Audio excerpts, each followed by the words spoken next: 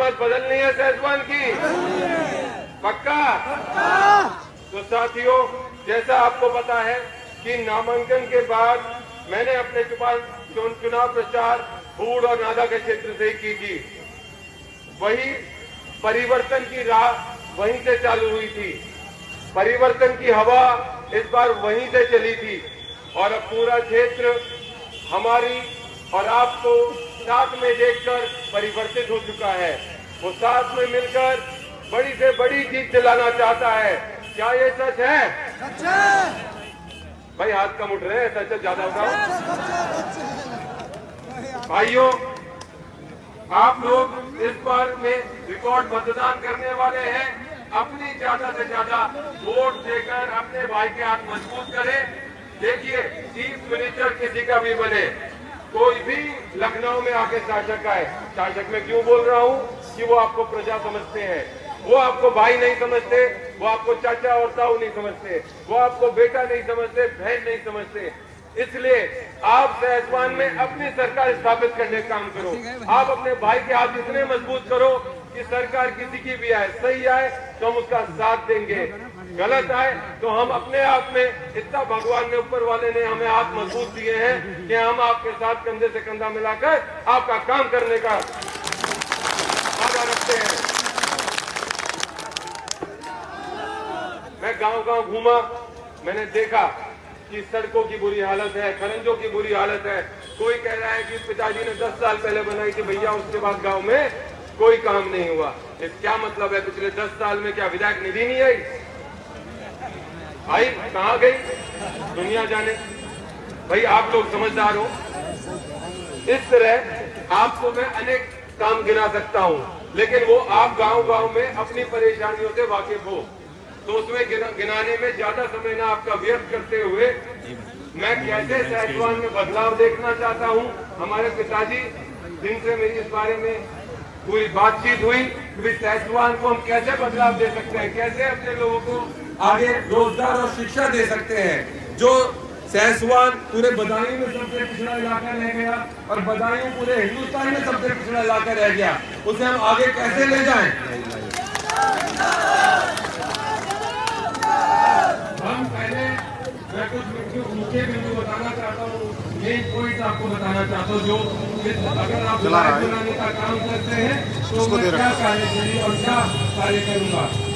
पहली चीज, सबसे पहले गौशाला अलग अलग जगह बनवाई जाएंगी गाँव के बीच में, 5-10-20 गाँव जो भी आप चिन्हित जमीन बता दोगे वहाँ गौशाला हम खोलने का काम करेंगे। और जो गौशाला बंद पड़ी है उन गौशाला को संचालित करने का काम करेंगे।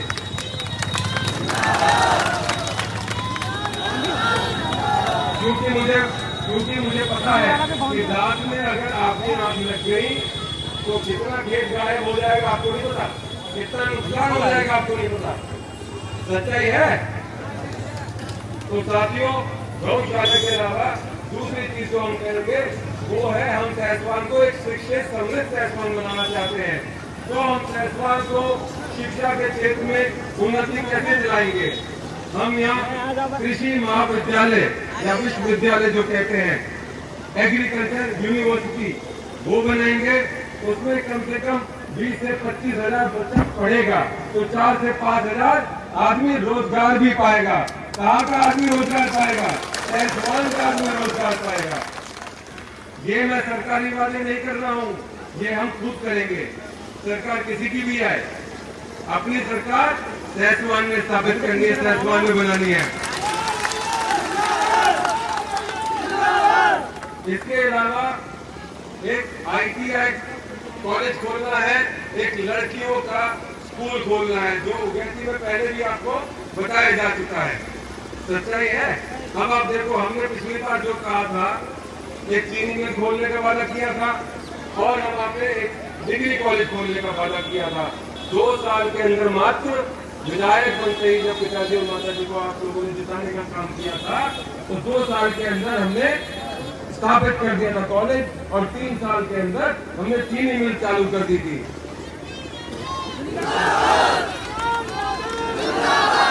तो साथियों और भाइयों, तीसरी बात यह है कि चिकित्सा का बुरा हाल है। खास करके महिलाओं की चिकित्सा का बहुत बुरा हाल है। मैं 4 दिन पहले गांव में गया, वहां मैंने देखा 1 साल के शिशु ने अपना दम तोड़ दिया, लेकिन बीमारी कोई वजह नहीं थी, वजह थी ठंड लग जाना। ठंड लग जाना कोई बीमारी नहीं होती है क्या?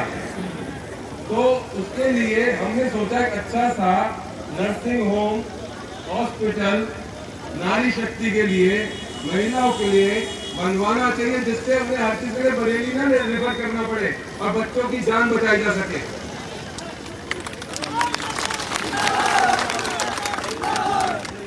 एक यहाँ की मांग थी बच्चों की, उन्होंने बोला कि भैया हमें यहाँ खेल कूद का ग्राउंड चाहिए।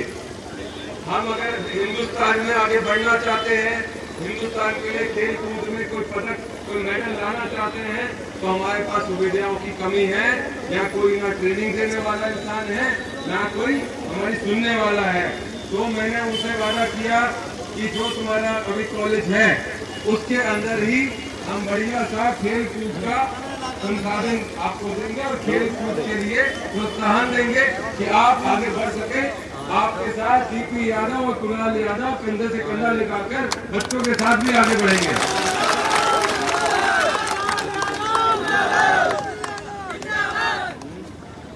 तो साथियों, ज्यादा न कहते हुए मुख्य सारे बिंदु मैंने आपको बताए। इसमें रोजगार भी शामिल है, क्योंकि दूध का प्लांट भी हम खोलने जा रहे हैं। दूध के प्लांट में जिनके पास पशु है और पशुओं का वो दूध अब भी बेच रहे हैं, उनका शायद 30 से 35 रुपए किलो दूध बिकता है और कुछ गाँव में तो 28 रुपए तक भी बिकता है। सच्चाई है? सच्चाई तो तेज बोलो। तो आपको जब दूध का प्लांट लगेगा तो आपको फायदा होगा, आप ज्यादा रेट में दूध जा पाएगा, क्योंकि जब 2-3 प्लांट आपस में लड़ते हैं दूध खरीदने के लिए तो किसान के रेट बढ़ेंगे। तो आपको सेंटर ना जाके सीधा प्लांट में दूध बेच सकते हो अपना। तो ये सारा हमने जो बताया, ये अपनी निधि से हम कैसे उज्जवल भविष्य देना चाहते हैं अगले 5 साल में सैसवान को, वो बताया। जो सरकारी निधि आएगी वो तो सारी आपके यहाँ लगेगी। और एक और बात, ना तो कमीशन खोरी चलने देंगे, ना गुंडागर्दी चलने देंगे। मौज लो मौज अगले 5 साल। भाई को जिताओ। और मेरा वादा आपको यह है कि आपके यहाँ से अगर एक आवाज आएगी तो कुणाल आपका बेटा बनकर, आपका भाई बनकर आपके साथ कंधे से कंधा लगाकर गांव में खड़ा होगा और आपके काम कराने काम करेगा। भाई दोनों हाथ उधर बोलो, जय हिंद, वंदे मातरम, वंदे मातरम। और मोहर लगेगी का प्लेट। हाँ, गरम चाय पी के सुबह सबको वोट डलवा देना अपनी, सब 12 बजे तक डाल देना, सामने वाला ना डाले उसकी मर्जी। ठीक है? ठीक है भैया, राम राम।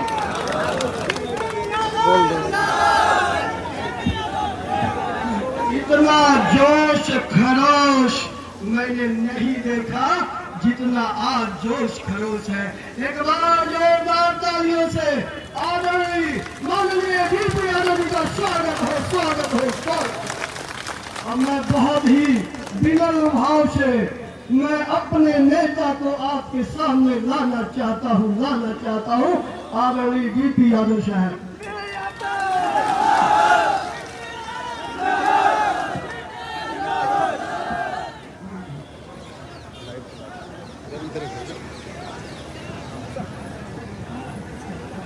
ये परिवर्तन की लड़ाई है दोस्तों। आप तमाम लोग जो हजारों की तादाद में मौजूद हैं, वो इस बात का सबूत है कि यहाँ के लोगों ने अपनी खेती में, व्यापार में, शिक्षा में परिवर्तन का मन बना लिया है, यानी बदलाव का मन बना लिया है। और बदलाव वो कैसा होगा? जिस बदलाव में डर ना हो, जिसमें भय ना हो, जिसमें कोई किसी को फोन करके डराए ना, धमकाए ना, ये बदलाव होगा वो। वैसे तो मैं कहा करता हूँ फोन करने वालों से कि अभी तो तुम लोगों के नंबर पर फोन कर रहे हो, अगर कहीं डीपी यादव ने तुम्हारे को फोन कर दिया तब तुम कहाँ जाओगे, क्या करोगे? और मैं तो उनको समझ देना चाहता हूँ कि 2-4 चेले चमचे तो उनके यहाँ भी खड़े होंगे जो उन्हें जाके बताएंगे क्या डीपी यादव ने क्या बोला। तो फिर डीपी यादव तुमको फोन करेगा और पूछेगा कि जरा बता उसके पास फोन क्यों किया था। इसलिए जनता ने जो बदलाव का मन बनाया है, आप लोगों ने जो बदलाव की बात शुरू की है, उस बदलाव को अब दुनिया की कोई ताकत रोक नहीं पाएगी। मैंने पूरे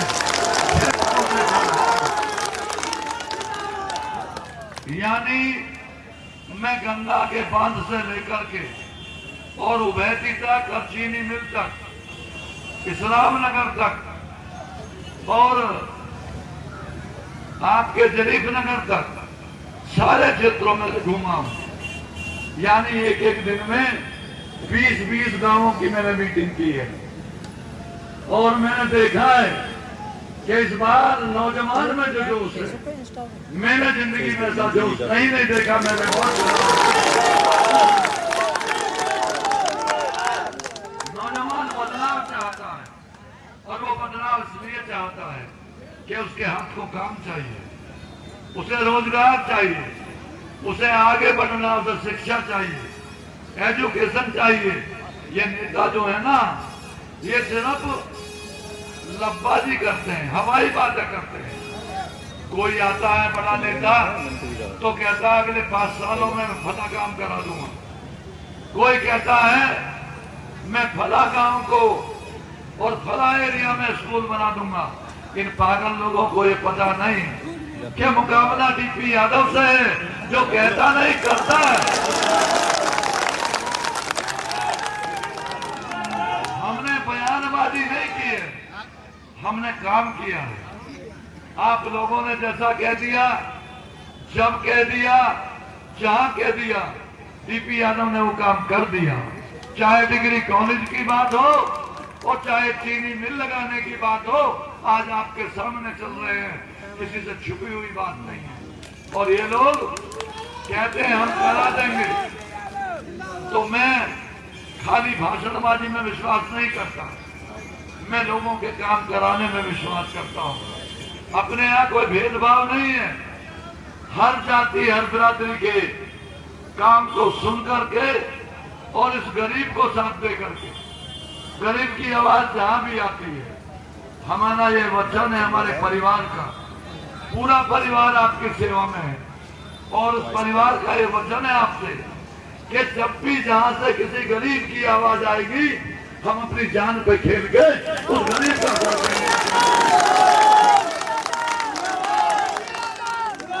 आज किसान भी परेशान है और विद्यार्थी भी परेशान है, नौजवान भी परेशान है।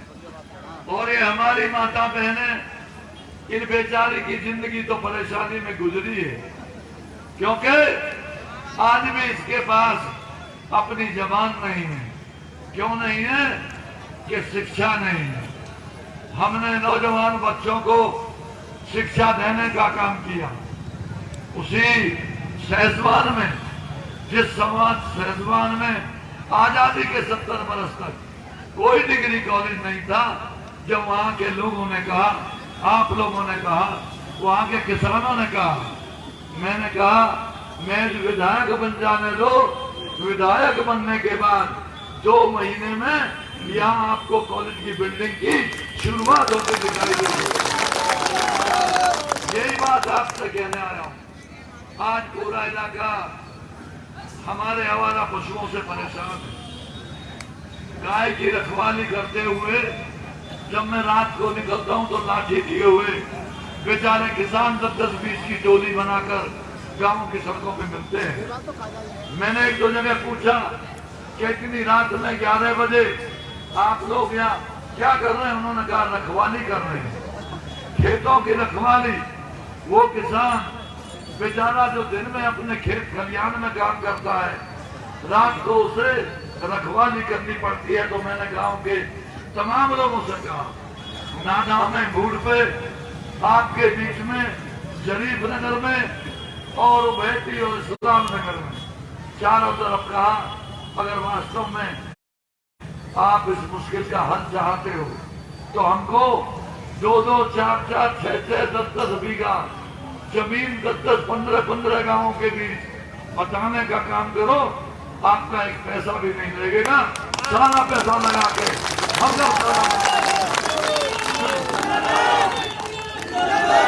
इसी तरह आपके प्रत्याशी कुणाल यादव ने अभी आपके सामने कहा, मेरे दिमाग में ये बात थी भी नहीं, पर वास्तव में मैं सोचता हूं अगर हमारे महिलाओं का कोई अच्छा अस्पताल यहाँ पर बन जाए तो बहुत बड़ी परेशानी से हम अलग हो जाएंगे, बहुत बड़ी दिक्कत से समाज छूट जाएगा। क्योंकि आप जिसको चुनने जा रहे हैं, जो आपका विधायक होगा, जब उसने जबान दे दी है तो डीपी यादव ने उस पर मोहर लगा दी है। जो आपने कहा है वो काम आपका पूरा हो जाएगा। और जहां तक ताल्लुक काम का है, मैंने आपसे कहा है, मैं उन लोगों में से नहीं हूं जो कहकर चला जाऊंगा वो काम आपका होगा नहीं। मेरा पिछला इतिहास उठा करके देख लो, अगर कहीं भी कुछ कहा होगा तो उस काम को आपको पूरा करके दिया होगा, चाहे कॉलेजों की बात हो और चाहे जिलों की बात हो। तो ये जो जनसैलाब खड़ा है, ये जो हजारों हजार लोग खड़े हैं, ये जो गांवों से उम्मीद लेकर के आए हैं, और ये जो हमारा नौजवान बच्चा खड़ा है, ये बच्चा आज आगे बढ़ना चाहता है। आज चाहता है कि उसके हाथ में जो लैपटॉप है, उसके हाथ में जो मोबाइल है, वो जो सारी दुनिया के साथ जुड़ करके कल को जीने के सपने देखता है, उसको जिंदगी मिले, अच्छी जिंदगी मिले और आगे बढ़ने का काम हो। इसीलिए मैं कुणाल यादव को उम्मीदवार बना के तुम्हारे बीच में लेके आया। नौजवान बच्चों को ताकत मिलेगी, नौजवान बच्चे पढ़ेंगे। जिस घर का नौजवान बेटा कमाने लगता है, आगे बढ़ने लगता है, वो घर खुशहाल हो जाता है, वो घर ताकतवर हो जाता है, वो घर आगे बढ़ता है। ये कोई नेता आपको बताएगा नहीं। नेताओं का काम क्या है?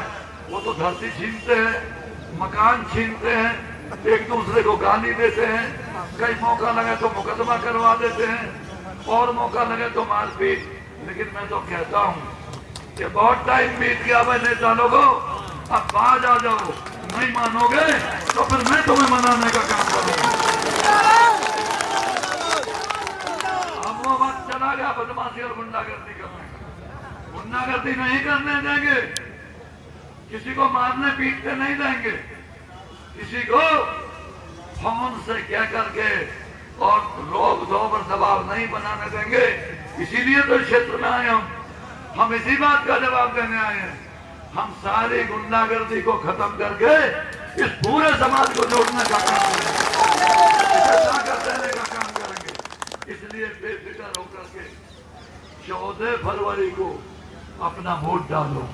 कई फोन करते हैं एक दूसरे को, क्योंकि लोग टूट रहे हैं। ये अशोक यादव इसी की निशानी है। इस नौजवान ने मुझसे आकर कहा कि बाबूजी मैं आपके साथ काम करना चाहता हूं। ये यहाँ के विधायक के पुत्र के साथ रहता था। मैंने कहा अपने आप को गुमराह मत कर। इसने कहा कि मैं अकेला गुमराह नहीं हो रहा, मेरे साथ और जो हजारों लड़के हैं वो भी गुमराह हो रहे हैं। मैं बोला हम सबको भी लेके आओ, मैं उनको साथ देने का काम करूंगा। और इसके नेतृत्व में कम से कम 200 लड़कों ने ज्वाइन किया राष्ट्रीय परिवर्तन दल को, जो नौजवान बच्चे हैं, जिनको हम आगे बढ़ाना चाहते हैं, जिनको अब आप ताकत देना चाहते हैं। तो कुछ लोगों को बड़ी परेशानी हो गई, उन्होंने फोन करना शुरू कर दिया, रौब देना शुरू कर दिया। तो एक दो नेता को मैंने भी कहा, मैं क्या भाई मान जाओ, फोन मत करो, अच्छी बात नहीं है। अगर कहीं मेरा फोन आया तो बहुत परेशानी में पड़ जाऊंगा। मैं अपने सारे दोस्तों से कहना चाहता हूं कि बेफिक्र होकर अपनी वोट का प्रयोग करो। ये वोट तुम्हारा है, किसी के बात की जायदाद नहीं है कि कोई कहेगा वोट डालो और मत डालो। ये तुम्हारा वोट है, इस पर तुम्हारा अधिकार है। इसी बात को समझाने तो मैं तुम्हारे बीच आया हूँ, और कोई राजनीति में से पैसा कमाने नहीं आया, हम दौलत कमाने नहीं आए, हम तो देने वाले लोग हैं। गरीब की जहां आवाज आती है, आज हजारों गरीब ऐसे होंगे इस पूरे क्षेत्र में जिनकी बेटियों की शादियां मैंने की होंगी। ऐसे हजारों बच्चे होंगे हमारे स्कूल कॉलेज से लेकर दूसरे स्कूलों में कि जिन गरीबों के बच्चों पर किताब कागज नहीं है, उन्हें किताब देने का काम मैंने किया होगा। तो हमारा तो अभियान है कि इस पूरे इलाके को अच्छा बनाए, इसको खुशहाल बनाए, इसको आगे बढ़ाएं। एक दो कमी उस अधिकारियों की वजह से चीनी मिल में जरूर हो गई थी। वो इसलिए हो गई थी कि मैं ही नहीं था यहाँ पे, और जब मैं नहीं था तो आप लोगों में भी 2, 4, 10, 20 लोगों को परेशानी हुई। लोगों ने तंग किया, लोगों ने मुकदमे कराए, लोगों ने सख्ती की। उन सबको बता देना चाहता हूँ कि एक एक से हिसाब कर लिया जाएगा, हम हिसाब ढूंढने वाले लोग नहीं हैं। इसलिए आप तमाम लोगों को आज की भारी सभा के लिए और कुणाल यादव को समर्थन देने के एवज में यहाँ पर इस मैदान में इकट्ठा होने के लिए हमारे उन तमाम साथियों को जो हमारे साथ में हैं, उन सबको भी आश्वासन देना चाहता हूँ। इस दिनों में समाजवादी पार्टी के 450 लोग जो हमारे साथ में शामिल हुए हैं, उनको भी कहना चाहता हूँ कि बधाई, और आपने जल्दी से आंखें खोल ली, वरना इतनी गहरी नींद में सो जाते कि बड़ी मुश्किल हो जाती। उन लोगों ने अब सवाल रहा कैंडिडेट का, एक तो ये है आपके सामने उम्मीदवार कुणाल यादव, जिसको पढ़ा लिखा करके हमने बता करके कि क्षेत्र का उद्धार कैसे करना है, इसको आगे कैसे बढ़ाना है, तैयार किया है। और दूसरे 2-3 कैंडिडेट और भी हैं। एक कैंडिडेट का काम तो एक ही है, तुम जानते हो, खाली खेत किसका कब्जा हो, मकान किसका कब्जा हो, दुकान किसकी कब्जा हो, इसके अलावा उसका काम और है नहीं। और पैसा कैसे लिया जाए, रिश्वत कैसे ली जाए, दरोगा जी से दोस्ती करके दूसरे के साथ कैसे उसके अधिकारों पे कब्जा किया जाए, ये उसका काम है। और दूसरा जो है वो तो मेरा ही ठेकेदार था, मैंने इस सड़क से लेकर ईंटें तक सब उसको उन्हें बेच के वो भी उम्मीदवार बन गया। तो एक उम्मीदवार वो है। पिछले दिनों भारतीय जनता पार्टी के उम्मीदवार को हम ही लोगों के बीच में से किसी आदमी ने वोट दे करके और अपनी 24,000 वोटों को बेकार कर दिया था। इसलिए आपको आगाह करने आया हूँ, आपको बताने आया हूँ, बीजेपी का उम्मीदवार बहुत जोर मारेगा। वैसे तो चुनाव आने तक वो खुद चला जाएगा, लेकिन अगर बहुत जोर मारेगा तो 20-25 हजार वोट ले देगा। बेकार क्यों करते हो? अपनी वोट को बेकार क्यों करते हो? उस वोट को जो कीमती है, जो आपके हाथ में, जो आपका अधिकार है, उस वोट का प्रयोग करो अपने भविष्य के लिए, अपने परिवार के लिए, अपने क्षेत्र के लिए, अपने गांव के लिए। इसलिए ये हाल यहाँ पूरे उम्मीदवारों का है। एक उम्मीदवार बचता है आपके सामने जो 100% ईमानदार है, आपका काम करेगा और आपकी आवाज कहीं से भी आएगी तो अपनी जान की परवाह ना करके आपका साथ देने का काम। उसका कप प्लेट का निशान है, कुणाल यादव आपके सामने है, और उसके पीछे उसका गारंटर मैं हूं। वो कोई भी काम तुम्हारा ना सुने तो सिर्फ मुझे फोन कर देना, मुझे इसका कान पकड़ना भी आता है। इसलिए कुल मिलाकर के आप निश्चिंत रहो। 14 फरवरी को कप और प्लेट के चुनाव निशान के सामने का बटन दबाओ और बेफिक्र होकर वोट करो। कई लड़के आते हैं तो कहते हैं नौजवान लड़के, मैं नौजवानों से कहना चाहता हूँ कि साहब बड़ा दबाव बन रहा। मैं बोला काय का दबाव बन रहा है भाई? कहने लगा फोन। मैं बोला फोन है किसका, तुझे पता है क्या? किसी का किसी को पता नहीं है। तेरा फोन लिया, मैंने फोन कर दिया किसी को, रौब दे दिया, उल्टा सीधा कह दिया। इन फोनों को छटवा रहा हूं मैं, जिसके फोन आए उसकी लिस्ट बनवा रहा हूं, फिर उनकी खोज खबर लूंगा और कौन लोग हैं जो फोन कर रहे हैं। धन्यवाद, आप लोगों की मेहरबानी है। मुझे जिता करके आप ही लोगों ने विधानसभा में भेजा था और मैंने आपके बीच में जो काम किया वो सबके सामने है। मैं खाली बात नहीं करता, मैं काम करता हूं। मेरा परिवार भी इसी तरह काम करेगा, कुणाल यादव भी इसी तरह काम करेगा। जैसा आप कहोगे, जैसा आप बोलोगे। हमको पैसे की जरूरत नहीं है, हम लालची लोग नहीं हैं, हम बेईमान लोग नहीं हैं, हम लोग लालच की राजनीति नहीं करते, बल्कि अपने क्षेत्र को मजबूत बनाने की राजनीति करते हैं। इन नौजवानों को रोजगार देने की राजनीति करते हैं, किसान को आगे बढ़ाने की राजनीति करते हैं। ये राजनीति हम करते हैं, उसमें आपका सहयोग चाहिए, आपका प्यार चाहिए, आपकी ताकत चाहिए। इसलिए 14 फरवरी को कॉपर प्लेट के निशान पर मोहर लगाकर या बटन दबाकर कुणाल यादव को कामयाब बनाने का काम करो। बहुत बहुत धन्यवाद। जय हिंद, नमस्कार।